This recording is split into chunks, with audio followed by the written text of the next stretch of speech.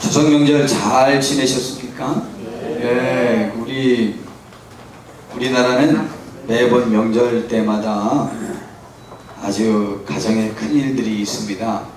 대부분 살인 사건이 나오는데요, 가족끼리예요. 근데 올해는 살인 사건은 안 일어났어요. 대부분 유산 때문에 가족이 불화해서 살인 사건이 많이 일어나는데, 이번에는 그런 사건은 아니지만 자그마한 부부의 사건이 있었습니다. 한번 MBN 뉴스 한번 좀 이번 추석에 있었던 사건 사고 한번 들어보도록 하겠습니다.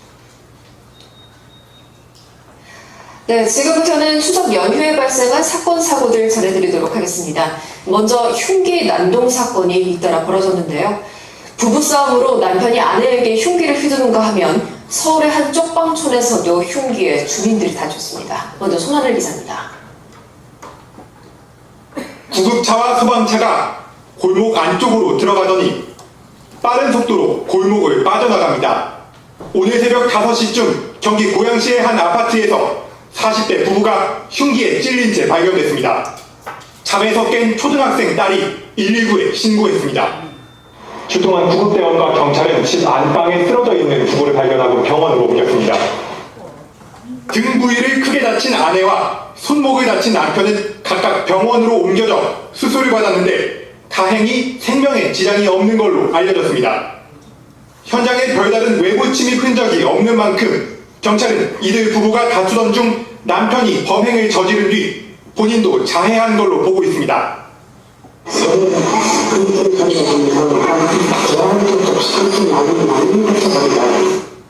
경찰은 남편의 상태가 호전되는 대로 조사를 벌여 살인미수 혐의로 입건할 방침입니다. 어제 낮 1시쯤에는 서울 방배동의 한 쪽방촌에서 50대 남성 최모 씨가 이웃에 살던 60대 2명을 흉기로 찔렀습니다. 단독점지로 계속 확인 중에 있어요. 그래서 경찰은 최 씨가 이웃들과 술을 마시던 도중 말싸움이 붙자 흉기를 휘두른 걸로 보고 최 씨에 대해 살인미수 혐의로 구속영장을 신청했습니다. MBN 뉴스 손하늘입니다. 그러니까 우리 안녕들 하시게 이렇게 오신 것도 감사한 거예요.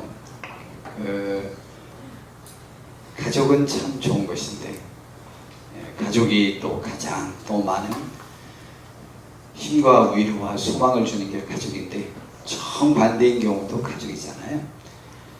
우리 대한민국의 가족은 지금 전 세계에서 독특한 지금 위치를 차지하고 있습니다.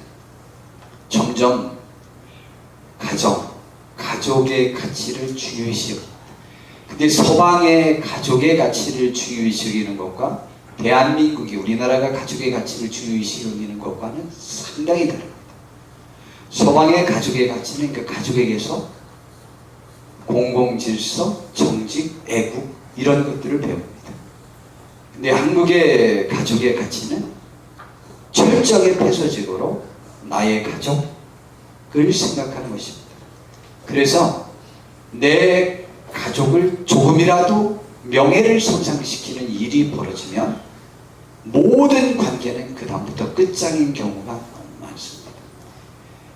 다른 선진국의 그 가족의 가치는 차이가 있어요.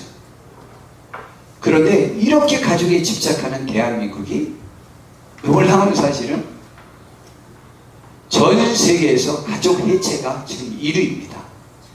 제일 불화가 많고, 제일 헤어지는 것이 많고, 제일 부부관계를 안 하고, 제일 그렇습니다. 그러면서도 불구하고 성범죄는 또 세계에서 또 제일 많고, 그런 나라가 우리나라예요. 여하튼 가족, 이러한 가족, 신앙인들도 싸울 수 있습니다. 신앙의 가족도. 그러나 신앙인과 신앙인이 아닌 사람과의 차이점을 저는 오늘 좀 말씀드리려고 합니다. 기도는 죽지 않는다라고 하는 책이 있답니다. 제가 이 책을 읽은 건 아니고요. 우리 연세대 목회자 부흥사협의회라는 데 사무총장인 김진홍 목사님께서 간혹 단체 그 글에 카톡방에 글을 올리는데 그분의 글은 꼭 비슷한 이러한 교훈이 되는 글을 하나 올려서 제가 이 추석날인가 올라온 글이라 제가 한번 봤습니다. 제목이 기도는 죽지 않는다. 규장 출판사에서 홍장민, 박현수 공동 저자가 지은 것인데, 소제목처럼 밑에 끝까지 포기할 수 없는 가족 구원 기도, 오늘도 믿지 않는 부모, 배우자, 자녀를 위한 눈물의 기도를 멈추지 않는 이들을 위한 강력한 위로와 격려, 수많은 의교의 가정을 다시 세운 홍장빈, 박현순 부부의 최신작, 부부네요. 부부. 이 글입니다. 거기에 무명의 어느 선교사님, 이름을 밝히지 않은 선교사님 이야기가 거기에 실렸습니다. 그 선교사님은 어렸을 때 형제가 있었는데 형을 그렇게 좋아했답니다. 형이 태권도를 하고 또 그렇게 자랑스럽게 생각했답니다. 태권도를 운동을 너무 잘하고 그리고 자기를 또 잘 보호해주고 해서 형제간의 우애가 너무 좋았답니다. 근데 그 선교사님이 초등학교 6학년 때 아버님이 돌아가심으로 인하여 그 가정이 풍지박산이 나가지고 빚을 전부 청산하고 있을 곳이 없어가지고 어머니와, 자기는 막내니까 자기는 서울에서 어느 친척집에서 어머니와 둘이 살고 자기 형은 시골 친척집에가 있었답니다. 그렇게 흩어져 살다가 다시 이제 함께 서울에서 살게 되었습니다. 근데 그때부터 형제간에 문제가 발생됐답니다.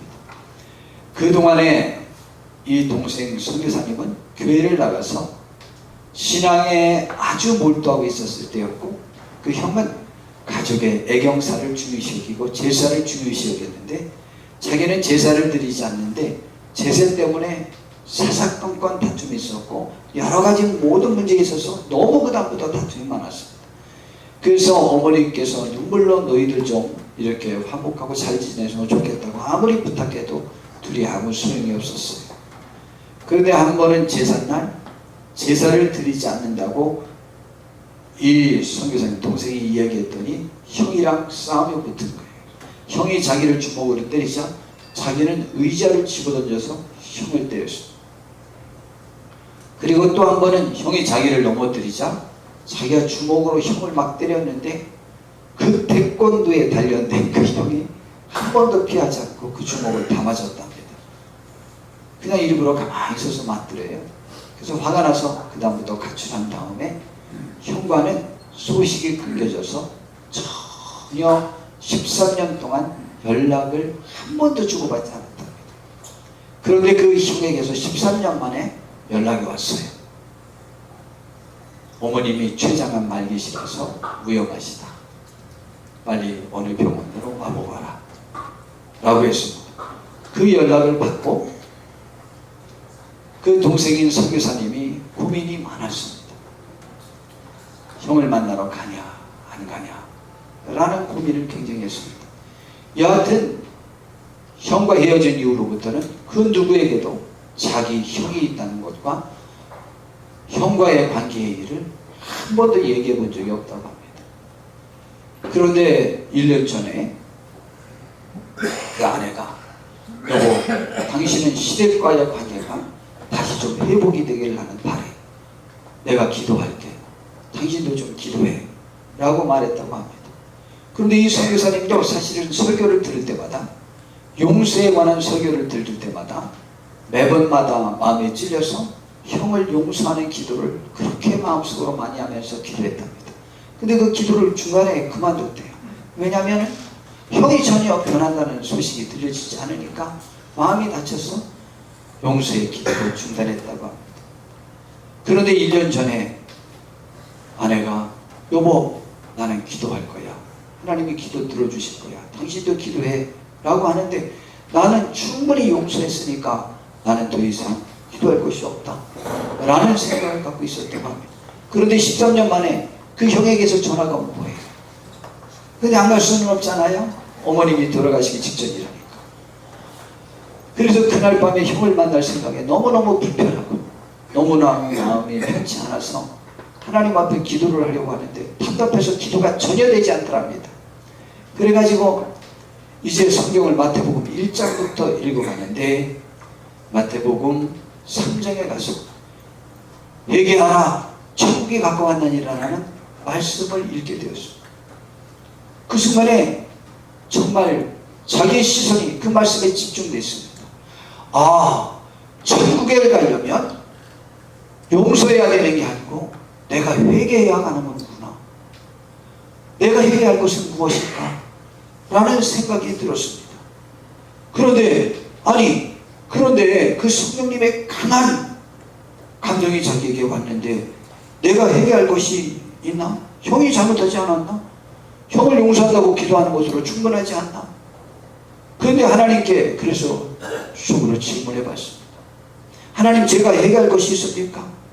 그런데 그렇게 질문하자마자 그 즉시로 어떤 장면들이 떠오르기 시작했습니다. 형과 헤어졌다가 다시 살기 시작했을 때에 형을 무시한 죄, 형의 말을 듣지 않은 죄, 가족보다 조상들만 생각한다고 화를 낸 죄, 엄마는 형만 생각한다고 엄마에게 큰소리 친 죄, 형과 싸우면서 형을 때린 죄, 형에게 의자를 집어던진 죄, 그 죄들이 갑자기 너무너무 생각이 나더랍니다.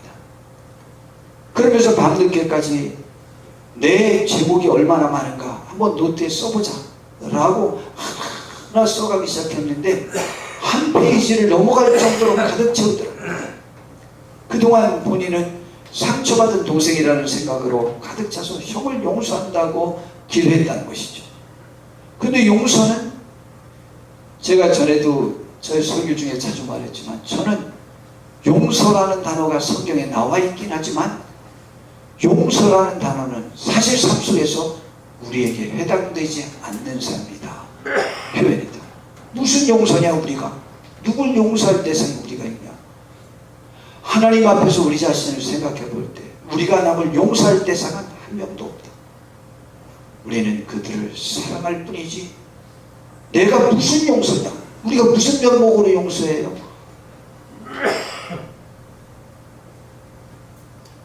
저만의 이미지인지는 모르지만 아까 남편이 아내를 찔렀죠.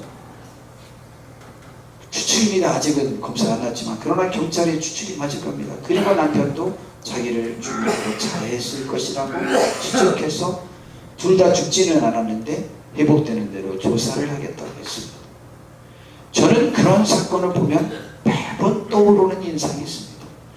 지난주에도 제가 말씀드렸고 전번 주에도 말씀드렸듯이 우리 한국 여자들이 세계에서 귀한 하나님의 말씀을 가장 잘 순종한다고 오른편 뺨을 차면 왼편 뺨까지 돌려대라고 그랬는데 남편이 아내 오른편 뺨 한 번만 쳐봐요. 이쪽도 들이대면서 또 쳐봐 아예 죽여라 이 인간아 그러면서 내가 남편을 무시할 수 있는 모든 표현을 그때 다 쏟아내잖아. 멸시하는 표정, 저주하는 그 표현을 다 쓰잖아요. 저는 살인사건이 살인한 사람이 더 잘못이겠지만 그 과정을 보면 저는 매번 그 장면만 떠오릅니다. 아닌 경우도 있겠지요만은 그렇지 않고 죽는 경우는 없을 것 같아요. 거의.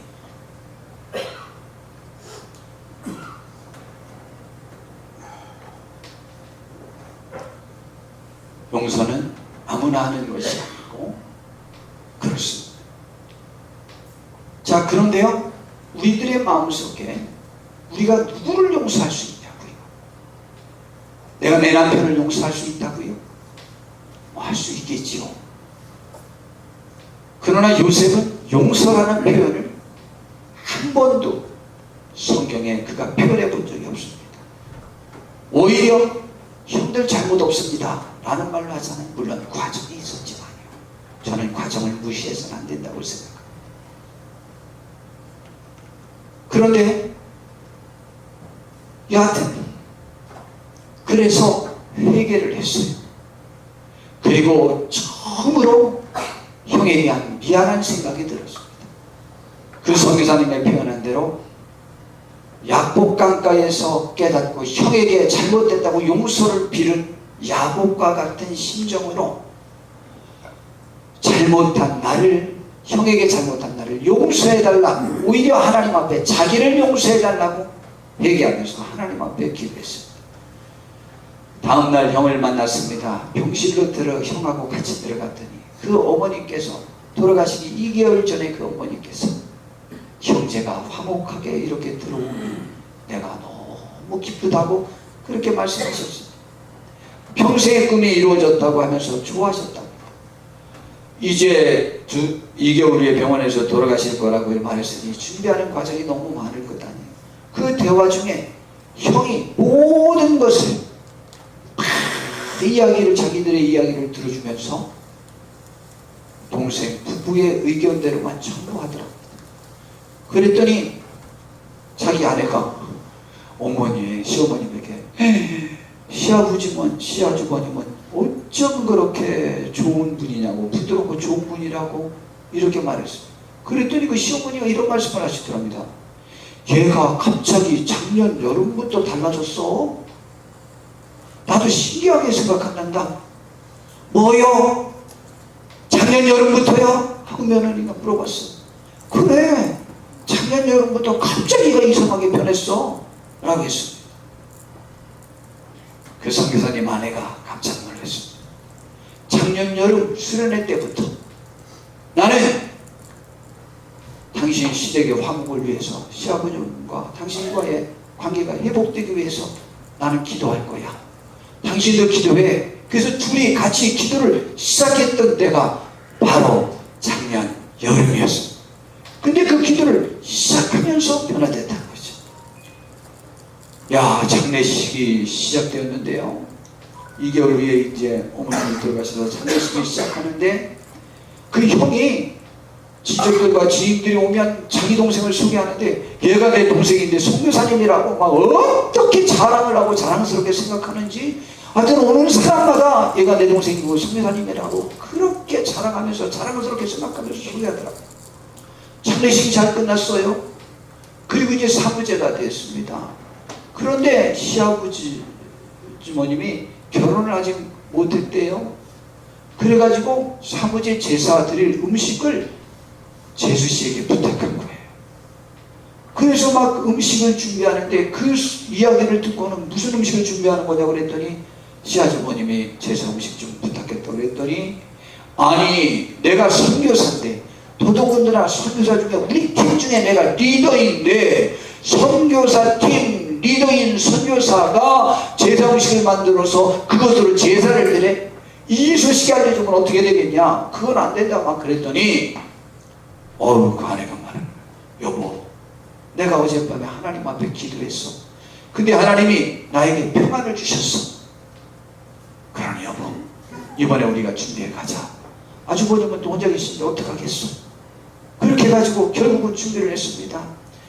그 어머니께서 돌아가시기 전에 자녀들에게 주는 편지를 썼는데 그것을 읽고 또 크게 감동을 받고 그랬는데, 여하튼 사무제 날 당일날 그 아내가 음식을 준비하고 가방에 집에 있는 성경과 찬송가를 다 넣어가지고 갔습니다.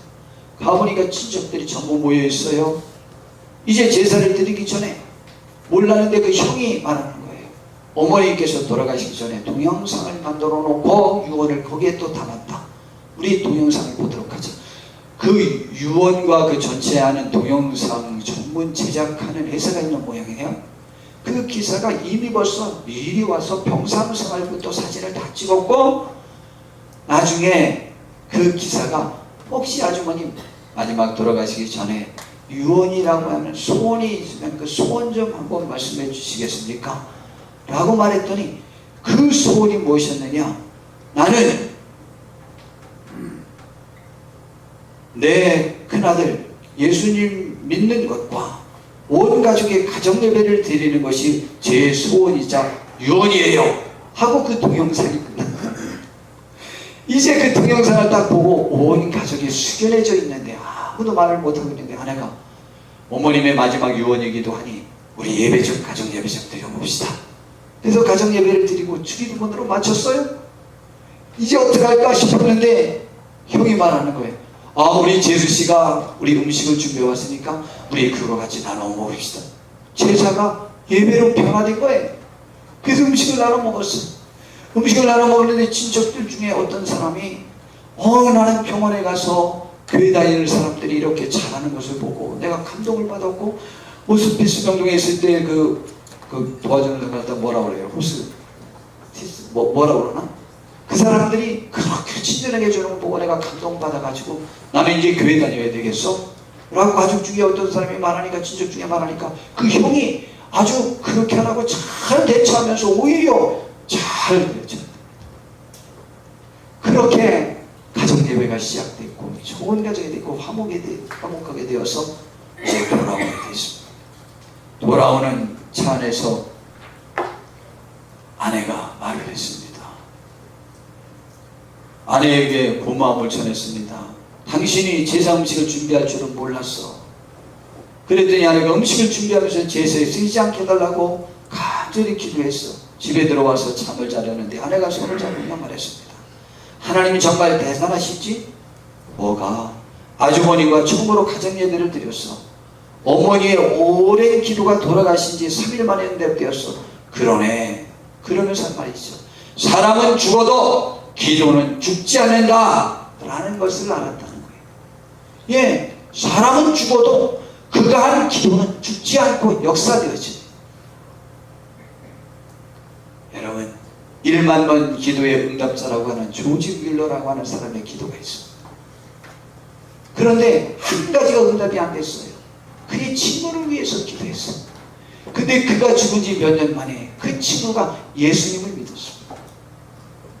여러분, 사람은 죽어도 그 기도는 죽지 않습니다. 우리는 항상 기도하며 힘쓰셔야만 합니다. 제 얘기도 한 가지 하고 지나가야 되겠습니다. 제가 2년 전부터 허리 수술을 하는 그 시점부터 제가 특별한 기도들을 하게 됩니다. 정말 신기하게. 저의 의지와 상관없는 불가항력적인 성령님의 인도하심으로 인한 기도들입니다. 그 기도들로 인하여 제가 정말 놀라운 응답과 변화들을 제가 경험했습니다. 특별히 사탄의 위협을 느꼈을 때 기도했던 그 기도. 그 이후로부터 제가 속박에서 노임받는 것들. 또 한 달 전에 제가 하나님 앞에 기도했습니다. 정말 그날 주일 밤, 토요일 날 밤 설교 준비하는 거죠. 이제 새벽으로 넘어갔죠. 너무 아팠다고 그랬잖아요. 주여, 어느 때까지 저에게 분노하시리옵니까? 저 좀 살려주세요. 그 말은 왜 저에게 주어진 시간을 하나님 앞에 제대로 드리지 못할까요? 어느 때까지 이 상태로 저를 그냥 두시렵니까? 어느 때 저를 좀 붙잡아 주시겠습니까? 근데 놀라운 사실이요, 그 기도한 이후로부터 한 달 동안 제가 너무 많이 변했어요. 저에게 주어진 기회들을 선용할 수 있는 것들이 주어졌고요. 금요일 날 밤이죠. 목요일 날 밤, 지난주 목요일 날 밤, 그러니까 금요일 날 새벽, 추석 새벽쯤에 제가 꿈을 꿨겠죠. 그런데 20년 만에 처음으로 20년 동안 저를 괴롭혀왔던 꿈과 정반대의 꿈을 꿨습니다. 저는 꿈을 꾸면, 꿈은 우리의 상태를 꿈의 표현 방식대로 나타나는 것이 꿈입니다. 그래서 꿈을 잘 연구하면 나의 질병의 상태, 나의 염려의 상태, 나의 마음의 상태, 혹은 간혹은 미래도 알 수 있습니다. 그걸 미루어서 살펴보면 그게 나의 상태를 가장 솔직하게 표현하는 것이 꿈입니다. 그런데 저는 꿈을 꾸면 항상 저의 상태를 살펴볼 수 있는 꿈이 있는데, 제가 물고기 잡는 것을 좋아하고 또 토끼 키우는 것을 좋아했고 짐승 키우는 것을 좋아했기 때문에 꼭 이 두 꿈으로 나옵니다. 그때마다 정말 신기한 것이요, 물고기도 정말 어종이 다양하고 돈을 한 번에 많이 벌을 수 있는 물고기를 잡을 수 있는 장소가 꿈은 현실과 다르게 꿈에 있는 장소가 있는데, 저희 집에서 차로 5분이면 갈 수 있는 거리에 그곳이 있습니다. 근데 20년 동안 거기 가서 고기 잡아보려고 작정했는데 한 번도 못 잡았어요. 꿈속에서 매번 엉뚱하게 어디에 가서 많이 잡았는데 쓸모없는 고기, 징그러운 고기 이런 것만 날마다 잡고 그랬어요. 그 다음에 150m만 가면 우리 학교 옆에 또랑이 있는데 비만 오면 꿈에 거기에 쓸만한 고기가 너무 많은데 가서 찾기만 하면, 저는 또 물고기 잡는 전문가인데 거기 가서 잡을 수 있는데 한 번도 못 잡아봤어요. 가려고는 생각하고. 그리고 엉뚱한 데만 돌아다니는 거예요. 그리고 또 한 가지 꿈에 토끼 키우는 꿈인데, 꿈에 토끼를 방치한 거예요. 몇 달 동안 먹이도 안 주고 청소도 안 해주고 돌보지도 않은 거예요. 이제 죽었구나 하고 가보면 토끼들이 죽지 않았는데 바짝 말라가지고 죽기 일보 직전의 것이. 그래가지고 제가 풀을 또 급히 베러 갑니다. 근데 그 풀도 또 좋은 풀 베러 돌아다녀요. 그리고 잔뜩 베다가 거기다 놓고 또 죽은 걸 또 잊어버려가지고, 아이고 내가 그때 왜 안 주고 왔지, 그걸 먹이를 주고 왔어야 되는데, 항상 이런 꿈이에요. 20년 동안 똑같은 꿈이 반복이 됐어요. 근데 지난주에는 어떻게 꿈을 꿨는지 알아요? 아이고 몇 개월 동안 토끼가 방치됐네, 다 죽었겠다 하고 토끼장을 가봤어요. 그랬더니요, 토끼는 먹이를 너무 안 주면 지가 놓은 똥을 다 집어먹습니다. 또. 그런데요, 그렇게 돼가지고 토끼장이 깨끗해요. 그런데 토끼가 얼마나 많은지 새끼를 여러 배를 낳아가지고 거기에 가보니까 토끼들이 양방 위아래로 오르다가 막 하는데 수십 마리가 있는데, 한 6개월 된, 내가 볼 땐 6개월 정도 자란 토끼, 한 3, 4개월 자란 토끼, 한 2개월 전에 자란 토끼, 한 달 정도 자란 토끼, 한 20회쯤 이제 막 눈떠서 이제 막 이렇게 돌아다니는 그 토끼들, 새끼들이 막 득실하고요, 어미가 있는데 다 도실도실한 거예요. 근데 막 문이 다 고장이 나가지고 다 나갈 수 있는데 이것들이 어떻게 나가지 않고 여기서 이렇게 살고 있었지? 이야, 이거 지금 당장 먹이 안 주면 죽겠다. 그래가지고 그냥 갔는데 좋은 먹이 찾으러 간 게 아니에요. 당장 옆에 먹을 수 있는 거친 먹이를 그냥 막 보다가 그냥 거기다 막 흘려준 거예요. 야, 이러면 뭐 하루는 이거만 먹고 또 하겠다. 그동안이면, 야, 이거 내가 한 6시간 정도면 이 토끼장 전부 수리할 수 있겠다. 야, 그 즉시로 토끼장 수리하려고 되어들면서 꿈이 깬 거예요. 20년 만에 처음 꾼 꿈이라니까요. 저는 한 달여 전쯤에, 몇 주 전에 제가 그런 꿈을 꿨잖아요. 하나님 저에게 어느 때까지 분노하시려나니까, 어느 때까지 분노하셔서 제가 하나님의 일에 집중하지 못하게 그냥 방치해 두시렵니까? 저 좀 살려주세요. 제가 얼마나 저렇게 기도했는데. 저는 그 꿈을 꿨어요. 근데 그 한 달 동안 제가요, 확실히 절제됐습니다. 확실히 집중했습니다. 제 마음의 안정을 찾기 시작했습니다. 얼마나 감사한지 몰라요. 우리는 성령에 사로잡혀, 그래서 무시로 성령으로 기도하고라는 성경 말씀이 있잖아요. 우리는 우리의 기도가 의식적으로도 하여야 되지만 성령님에 의한 기도의 인도함을 받는 축복을 받으셔야 해요. 저는 이 2년 동안 매 사건마다 성령님의 인도함을 받는 기도들을 해보는 경험을 했습니다. 근데 이번에 그 심각된 것을 봤어요. 사람은 죽어도 기도는 죽지 않습니다. 특별히 끝까지 포기할 수 없는 가족 구원의 기도라는 소제목을 밑에 부리고 설명을 했습니다. 우리 가족 기도를 해야 됩니다. 주님은 우리에게 말씀하셨어요. 너 자신과 너희 자녀를 왜 몰라? 예수님의 상태가 슬픈 것이 아니고 이후로 천국 가지 못할 너희들과 너희 자녀들을 생각해볼 때 그것이 아프다. 울으라고 했어요. 만약 다시 또 말씀드리지만 우리가 지금 울지 않는다면 하나님의 말씀에 대적하거나 하나님을 의식적으로 거부하거나 나 자신이 울은 상태인 것을, 울을 상태인 것을, 내가 회개할 상태인 것을 보이는 것을, 하나님의 뜻을 실천하는 것보다 내 자존심이 우선인 거예요. 회개하시고 나 자신을 위해 울어야 되고 내 자녀를 위해서 울어야 됩니다. 그런데 오늘 제가 그 말씀 드리려고 이것을 곡한 것은 아니고, 우리 MBN 뉴스 보면서 가족이 파괴되는 것을 봤잖아요. 그런데 그 선교사님의 가정 정말 산산조각난 가족이잖아요. 그런데 믿음의 가족이 궁극적으로 어떻게 되는가를 말씀드리려고 하는 거예요. 믿음의 사람과 그렇지 않은 사람과의 결론이 달라요. 정말 신기한 것은요, 믿음의 사람, 믿음의 가족은 기필코 하나님이 불러주셔요. 하나님이 보호해 주셔요. 사망의 음성한 골짜기에서도 보호해 주시고 불러주셔서 주의 영광을 위한 길에 우리가 서 있을 수 있도록 도와주시는 축복이 있다는 것을 제가 말씀을 드리고 싶은 거예요. 그래서 비교한 거예요. 또 그냥 전형적으로 교회에서 매번 비교하는 그 가정 이야기도 또 한번 좀 살펴보려고 해요. 조나단 에드워드라고 하는 미국 목사님이에요.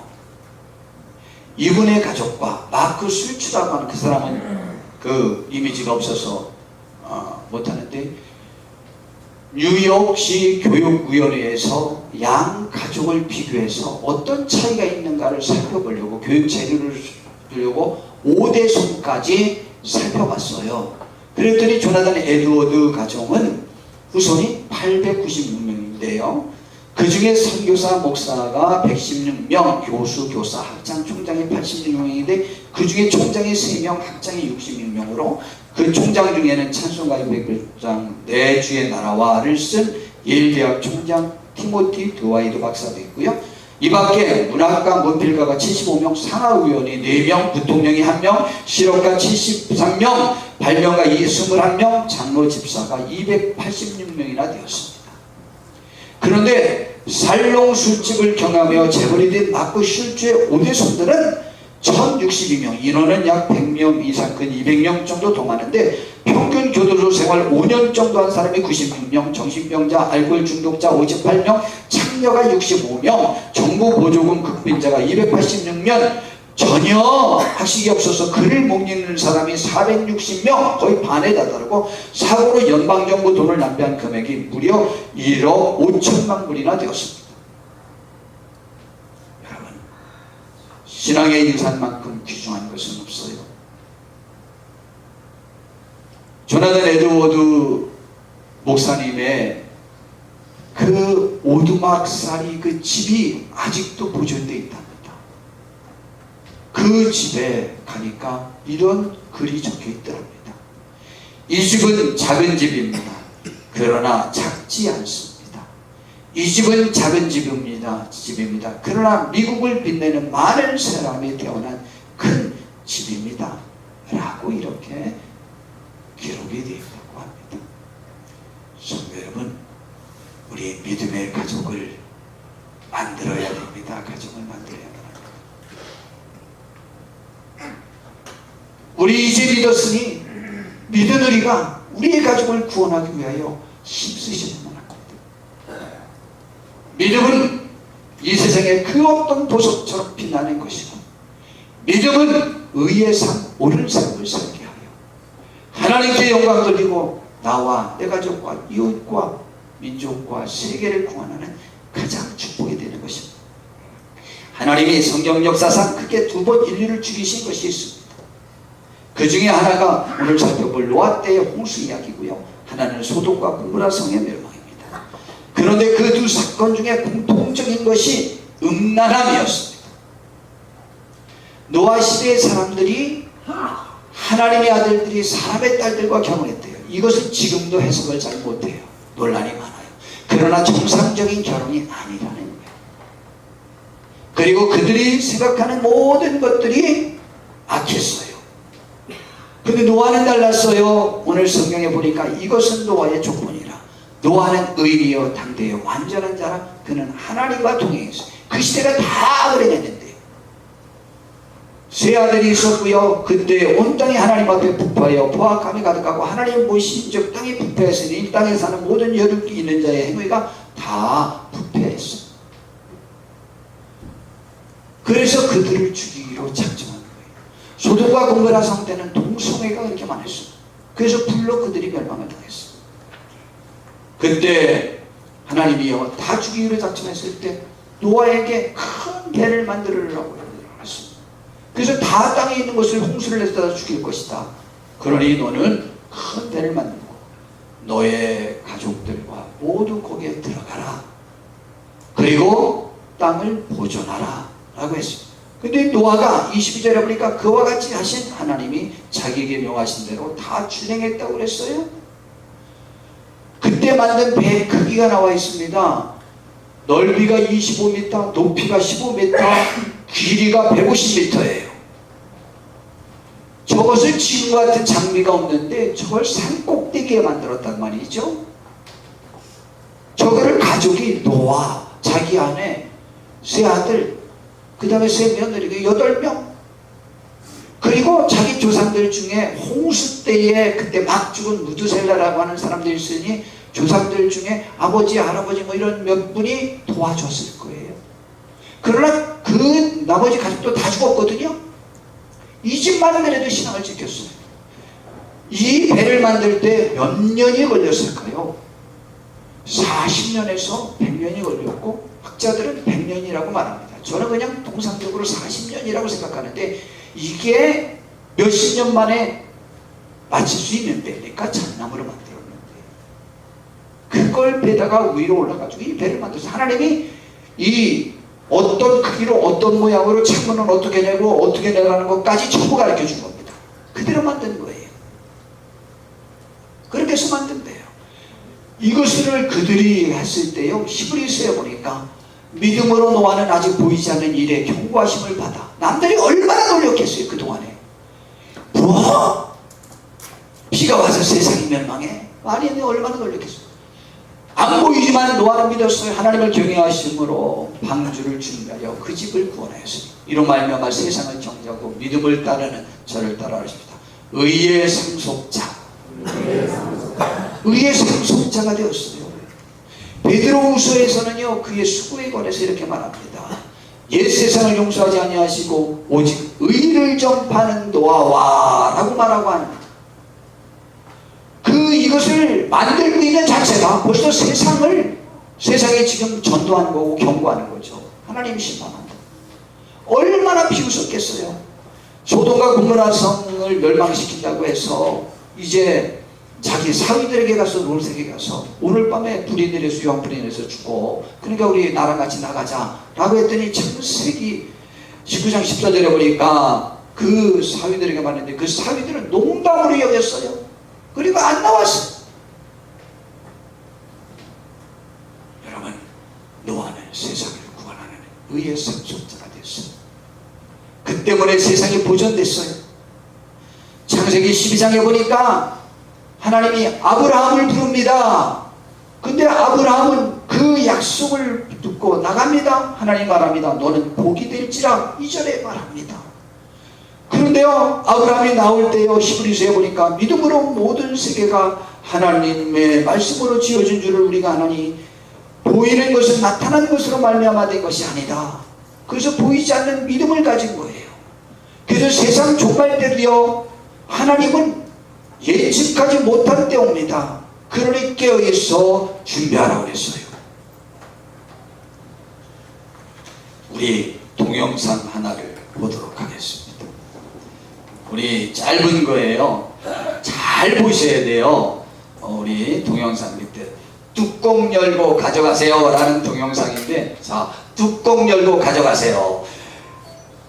23초 거니까 잠깐 끝납니다. 보십시다. 자 5달러입니다. 뚜껑 열고 가져가세요. 자 여기다 넣습니다. 보세요. 자, 잘 받았다가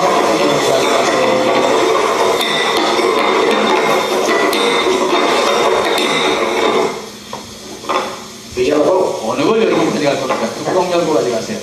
아, 맞췄습니다. 기분 좋아합니다.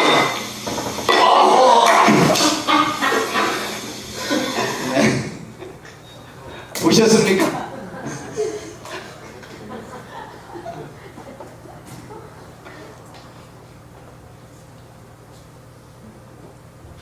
요한일서에서 조금 전에 읽었죠. 믿음으로 모든 세계가 하나님의 말씀으로 지어진 줄을 우리가 아나니 보이는 것은 나타난 것으로 말미암아 된 것이 아니니라. 보이는 것은 보이지 않는 하나님이 만드신 것이다. 보이는 가치가, 그러면 보이는 것은 보이지 않는, 이게 더 귀해요? 이걸 만든 사람이 더 귀해요? 만든 사람이 더 귀하지. 하나님이 더 귀해. 하나님이 세상을 만드셨어요. 그러면은 하나님이 세상보다 더 귀한 거지. 더 가치 있지, 더 능력 있지, 더 많은 것을 지녔지요. 5달러 거기에 있는 거 다른 데로 안 바꾸니까 그러고도 안 바뀌었으니까 그거 뚜껑 열어서 5달러 가져가려고 했는데 다른 건 열어봤더니 안 받던 거잖아요. 그거는 미리 놓는 걸 못 봤잖아. 너무 많은 걸 보니까 얘 5달러 이가가 안 가지고 만나. 너무 많은 걸 봤더니 집어던지고 간 거죠. 5달러면 우리나라 돈으로 6,000원입니다. 우리는 보이는 것에, 현상의 가치에 예속되지 마십시오. 하나님은 보이지 않습니다. 우리의 가치는 믿음의 가치예요. 이 구원의 가치를 이룰 수 있는 우리가 되기를 바랍니다. 하나님의 은총이 우리에게 함께합니다. 다윗 왕은요, 인류 역사상 혹은 성경 역사상 가장 많이 복을 받은 사람이에요. 그가 자기가 양을 치던 목동에서 하나님께 부름을 받았습니다. 지령 8형제 중에 막내였어요. 나중에 시편에서 그가 말하기를 부모는 나를 버렸으나 여호와께서는 나를 영접하시리니라는 표현을 쓴 적도 있습니다. 부모와 형들에게로부터도 처음에는 인정받지 못했던 사람이었으나 그가 이스라엘의 왕이 되었습니다. 그리고 모든 것이 평안해졌고 자기 궁은 백향목으로 지었습니다. 그런데 그것이 마음에 찔렸습니다. 그래서 나단 선지자를 불러서 목사님을 부른 거죠. 나는 이 백향목 궁에서 사는데 여호와의 전은 저 휘장 가운데 있더라. 천막으로 저는 곳이 성경 교회입니다. 그러니 내 마음에 찔려서 나는 성전을 지어드려야 되겠습니다.